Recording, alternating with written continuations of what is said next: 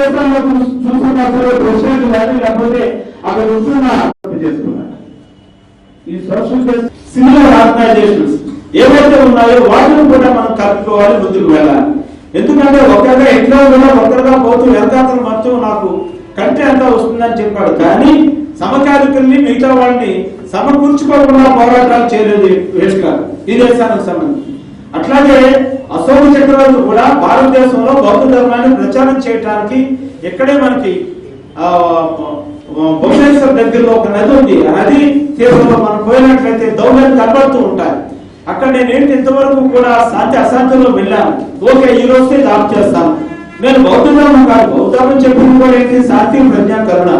ఇట్లాంటి ప్రపంచంలో ఉంటున్న ఏదైతే దోపిడీ విధానం ఉందో, ఏదైతే తుప్పు ఉందో దాన్ని నిర్మూలించడం కోసం, దాన్ని దూరం చేయడం కోసం, తద్వారా సమాజంలో శాంతిని నెలకొల్పడం కోసం నేను కంకణబద్ధం అవుతానని అలాగే అసలు తీసుకున్న ప్రత్యేక తన కూతుర్ని కొడుకుని కూడా దేశానికి విదేశాలకు పంపించి వాటిని పనిచేశారు. ఇట్లాగేంటంటే మనం కూడా సిమిలర్ ఆర్గనైజేషన్స్ ని కార్యక్రమాన్ని తీసుకోవాలి.